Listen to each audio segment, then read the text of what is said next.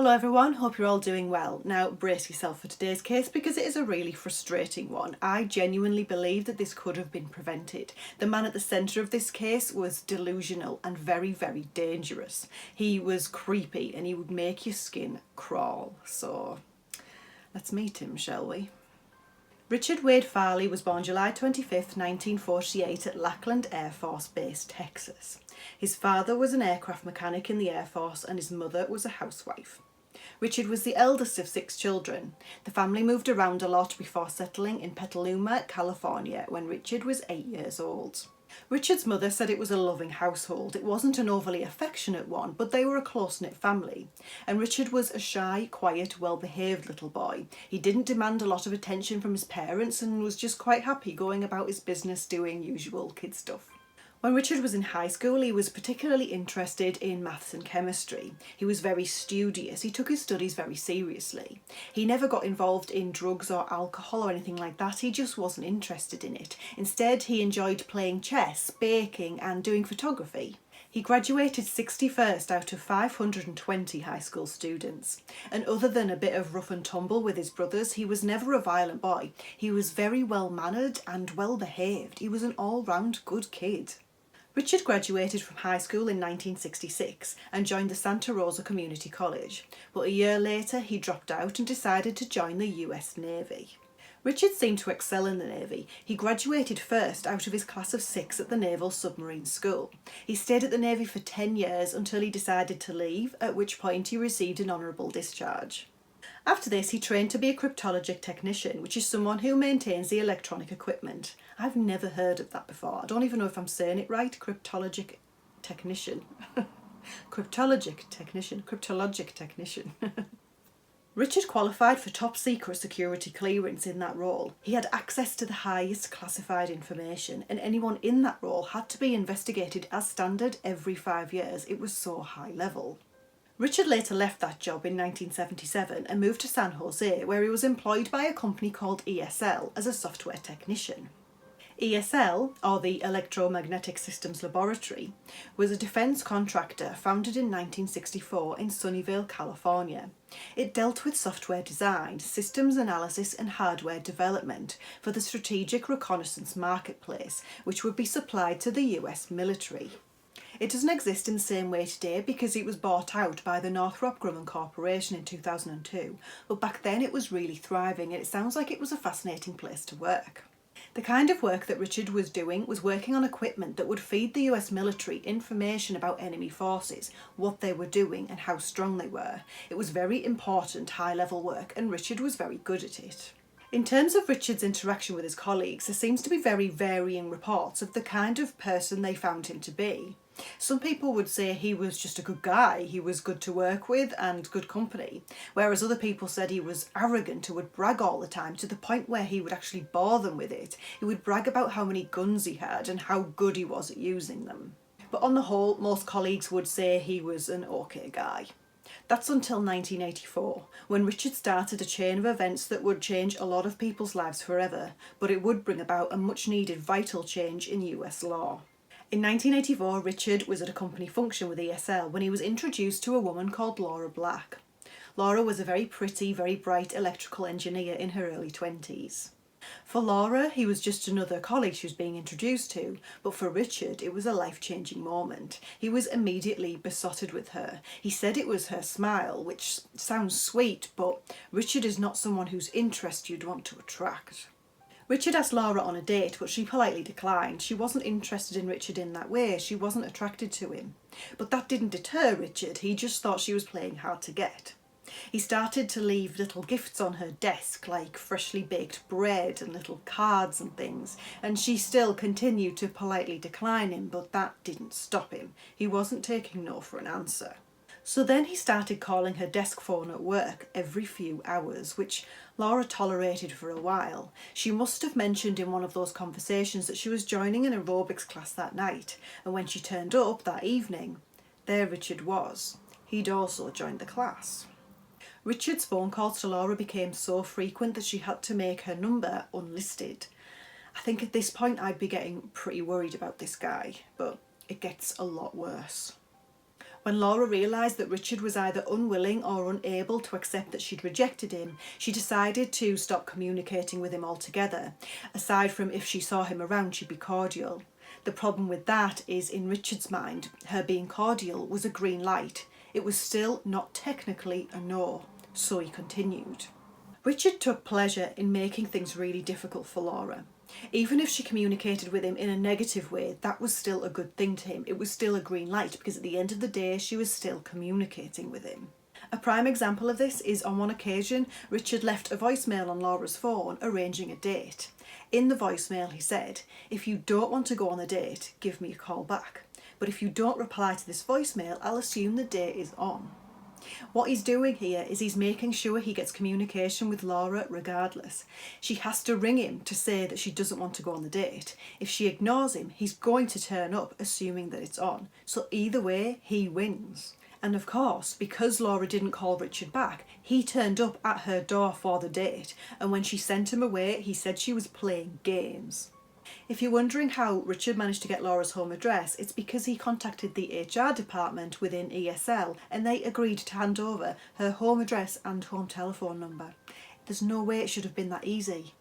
He then managed to convince the facilities department at ESL to make a copy of her desk key and hand that over to him too. So then he rifled through all of Laura's drawers. For a high-level security company, there's no way it should have been that easy for him to access this kind of information. Now Richard had Laura's address, he was able to write to her, and he did. He wrote to her at least twice a week. He would frequently drive past the house, and she said at any point during the day she'd look out of the window and see him sat in his car outside just watching the house.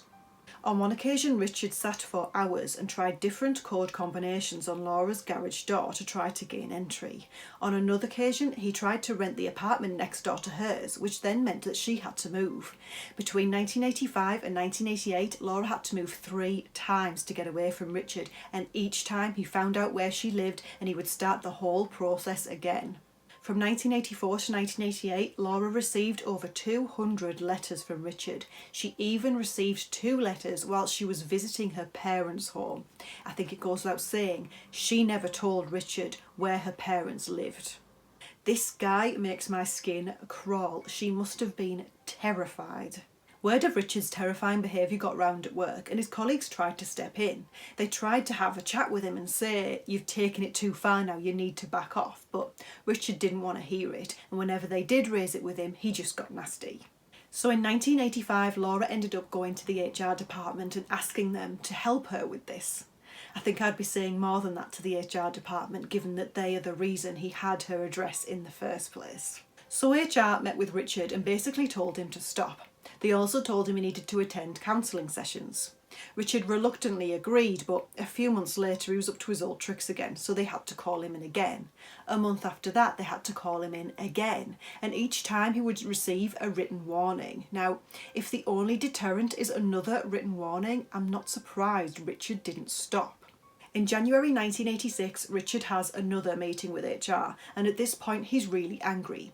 He tells HR he's sick of them telling him what to do, and he's sick of Laura creating all of these problems for him. He's so angry that he sits outside of Laura's apartment and waits for her to come out, and when she does, he confronts her. Richard tells Laura that he's not going to be asking her to do things anymore, he's going to be telling her. He reminds her that he has guns and he's very good at using them. Those threats continued over the weekend as he sent her a letter. He writes in the letter that whilst he won't kill her, he does have a whole range of other options, each one getting worse and worse. Again, he says she shouldn't push him because he owns guns and knows how to use them. He warned her that soon he was going to crack under the pressure and run amok, destroying everything in his path until the police catch him and kill him. A month after he sends this letter, Richard, who is still employed with ESL, goes to an HR manager and says that she has no right getting involved in his relationships. She reminds him that she does have a right because sexual harassment is illegal, and if he continues this behaviour, he'll be sacked. I can't believe that at this point they're still saying, if you continue this behaviour. Has he not done enough by this point to not only be sacked but be arrested? Richard replied that if she fired him, he'd have nothing to live for, and then he gave her the same threat that he gave to Laura, that he had guns and he knew how to use them. The HR manager said, "Are you saying you'll kill me?" And Richard replied, Yes, I am, and not just you. I'll take others down with me. Richard continued to harass and torment Laura, and 3 months after he had that discussion with the HR manager where he threatened to kill her and various other people, he was finally sacked from ESL after a decade of working there. Now, I know this was the 80s, but it wasn't the Stone Age. How did this guy manage to keep his job for this long? Not only that, but how was he not arrested? He'd threatened to kill multiple people, and he still had a job right up until this point. I don't think it'll surprise you to learn that firing Richard didn't make him go away, it just intensified his behaviour. His personal life spiralled, he lost his car, he lost his house, he owed $20,000 in taxes. And he also got more vicious in his letters to Laura, and he'd be seen still hanging around the ESL car park. Weird side note is during this period, Richard actually got a girlfriend. She was called May Chang and she was a student at the San Jose State University. But even though he got a girlfriend, that didn't stop him stalking Laura. He got worse, actually. He wrote to Laura again in July 1987 saying, "I don't think you realised how far I'm willing to go to hurt you if I'm forced to." And what he meant by forced to was don't even think about getting a restraining order. And the letters just kept on coming for months after that until November 1987 when he wrote, "You cost me a job, thousands of dollars in taxes I can't pay and a foreclosure, all because you think I'm a joke and refuse to listen or understand that I'm gravely serious. Yet I still like you. Why do you want to find out how far I'll go? I absolutely will not be pushed around and I'm beginning to get tired of being nice." Being nice. He said he didn't want her dead, but he wanted her to have to live with the consequences of having rejected him. Then a few months after that, in January, Richard left a note on Laura's car, but it wasn't the note that was the chilling part, it was what was with it. It was a copy of Laura's apartment key. She must have been absolutely terrified. It was at this point that she decided to get an attorney. On February 8, 1988, Laura was granted a temporary restraining order. Richard was to stay away from her and to not contact her. When Richard found out about this, it tipped him over the edge. He was furious and he immediately started to plot his revenge. He bought $2,000 worth of guns and ammunition and he rang his solicitor and had Laura taken off his will. Yes, she was in his will. He also attempted to contact Laura's attorney and he left a parcel with them, and he said inside the parcel was proof that they'd been having a relationship this whole time. Inside of it were things like dinner receipts and phone call recordings and photos of Laura, but of course they were all things that he'd done without her consent. It was just part of his fantasy life. Knowing that the court date for making the restraining order permanent was February 17th, 1988, Richard put his plan into action on February 16th. Just some of the weapons that Richard had bought a week prior was a semi-automatic shotgun, a rifle, 2 revolvers and 2 pistols. Richard drove to the ESL offices in a rented motorhome. He had a bandolier slung over his shoulder. A bandolier is like a belt with pockets on that holds ammunition. He also had a scarf around his head and black leather gloves on. He sat in the motorhome for a while, wondering whether he should do this, but he decided he would because he didn't want Laura to think he was a wimp. So he tucked a knife into his belt, took a smoke bomb and a gasoline container, and at 3 p.m. started walking towards the ESL offices. Richard is walking towards the ESL offices, but he doesn't even get into the building before he encounters his first victim, who just happens to be stood in front of him. He shoots him dead, and then everyone else starts ducking for cover, and he makes his way further towards the building. Richard manages to get into the building by shooting straight through an electronic security lock, which allows him to get in through the side door. As he enters the building, he shoots his next 2 victims, a man on the first floor who sat behind his desk, and another person on the landing of the stairs on the second floor. He also shoots any equipment he can find as he's walking through. It seems that those people that Richard shot as he was walking through were people who he just happened to encounter. They got in his way as he was making his way through the building looking for Laura. Then he reaches Laura's office, which is on the second floor. She manages to slam the door in front of him before he gets there, but that doesn't stop him. He shoots through the lock and makes his way in. His first shot misses Laura, but his second one hits her. It hits her in the shoulder and she falls to the floor and passes out. Satisfied that he's done sufficient damage to Laura, he leaves her office and then he starts looking for other people. He finds people hidden under desks and he shoots them. Other people, hearing the shots throughout the building, start to run for cover and they jump out of windows to try to get to safety. The police have been called by now and the SWAT team arrive on the scene. Snipers are positioned around the building, but Richard's too clever for that. He keeps moving from office to office so the snipers can't get a clear shot of him. However, Richard finally settles in a second-floor computer room and he rings through to the security office. The security office put him through to the police negotiator. Richard tells the negotiator that he originally only went to ESL to damage their property. He blamed them after they fired him for him losing his house and his car and being in debt. He said he only started shooting people when they tried to stop him. But that doesn't add up because the negotiator later asked him if he enjoyed hunting and he said no, it's not sporting to shoot animals, I'd rather shoot people. He said he was not sorry that he'd shot his victims. He said he was only sorry that he'd shot Laura because he wanted to make sure that she survived so that she could remember this day and regret ever rejecting him. He also said he was sorry that the person who had fired him was not present that day. He says to the negotiator, I'm not crazy. I know I will die as a result of this. But what brought Richard's 5-hour siege to an end was the fact that he was hungry. He wanted a sandwich and a soda. Richard surrendered to the SWAT team in exchange for food and drink. He said that the police were allowed to come in and release any hostages who were still hiding. After he was taken in, the ESL spokeswoman Edie Cartwright said that company security guards were not armed. Richard appeared so suddenly with so much weaponry that the company's locks and other security procedures were useless. Richard threatened he would do this on multiple occasions to many different ESL employees. What is so sudden about that? Richard Farley killed 7 people that day, all ESL employees, and he injured 4 more. He fired 98 rounds and the shooting lasted for 30 minutes. One piece of good news is that Laura Black was not killed that day. She had shoulder and spinal injuries, but she was taken to hospital and eventually she pulled through and survived. Richard was taken in and charged with 7 counts of capital murder, assault with a deadly weapon, second-degree burglary and vandalism. Richard still, even after all of this, couldn't comprehend the seriousness of what he'd done. He said to another prisoner, "Since this is my first offence, I think they should be lenient on me. If I did it again, then fair enough, they should throw the book at me." In 1991, Richard Farley went to trial. He admitted to the killings but pleaded not guilty. He said this was not a premeditated attack. He said he only went to the ESL offices to get Laura's attention, to commit suicide in front of her as payback for rejecting him. He said he never planned to kill, he only shot objects in his way. He said he remembered looking up at the sky and thinking, what a lovely day to die. He said it was instinctive and reactive. He said he saw these people pop up and he would shoot. At the trial, Richard said he shot Laura because he wasn't expecting her to smile. He said, "I haven't seen her smile in a long time." Now, I don't know whether it was in his head that she smiled or whether she actually did smile as a way of trying to calm him down. Richard's attorney said that Richard wasn't a violent man and he was just clouded by his obsession with Laura and he would likely never kill again.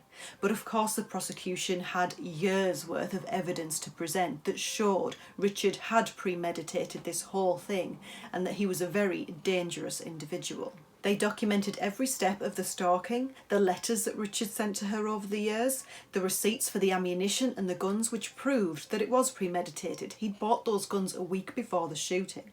On October 21st, 1991, Richard Farley, aged 43, was found guilty and convicted of all 7 counts of first-degree murder. And then on January 17th, 1992, he was sentenced to death. The San Jose Family Court Commissioner Lois Kittle, who made the original temporary restraining order against Richard, then made it permanent the day after the shootings. She was in tears when she said, "This is a consciousness-raising incident. It shows that pieces of paper cannot stop bullets." Even whilst he was in prison, Richard managed to send Laura a letter. In the letter he said, "When I go to the gas chamber, I will smile for the cameras and you will know that you have won." Now that absolutely floored me. How many people can let this woman down? Her stalker, the man who tried to kill her, the man who did kill 7 other people, was still allowed to send her a letter. It's absolutely unbelievable. In 1989, Richard wrote a letter to his friend Tom Birch. In the letter he wrote, "I'm glad Laura's okay. I hope she understands that if I really wanted to hurt her, she wouldn't be here today." The ESL building where the shootings took place was demolished around 2002. It was replaced with new buildings with new companies in them. I think that's a good thing because there's no physical reminder of the damage he did that day. Richard appealed his death sentence. He argued that his trial was tainted by pre-trial publicity and other legal errors, but on July 2nd, 2009, the California Supreme Court rejected those arguments and denied his appeal. And as of 2020, Richard Farley is still on death row in San Quentin prison. One positive thing to happen is that this case, as well as a few others, helped to bring about the USA's first anti-stalking laws in 1990. California were the first state to criminalise stalking, and every other state after that in the USA followed in their footsteps within the next 3 years. And as for Laura Black, well, there's not much information out there about her now, which I'm not surprised by. What we do know is that she went back to work for ESL for a while, which shocked me. She did go on to have an amazing career, and she's now a managing director for a very high-profile company. She obviously didn't let this man ruin her life. She went on to do great things, and good for her. What a woman. And that's it. I hope you enjoyed this case. Let me know what you thought about it in the comments below. If you did enjoy this video, please give me a like and subscribe. I've got a lot more videos planned and I'd love for you to stick around to see them. Have a great day and I'll see you next time. Bye bye.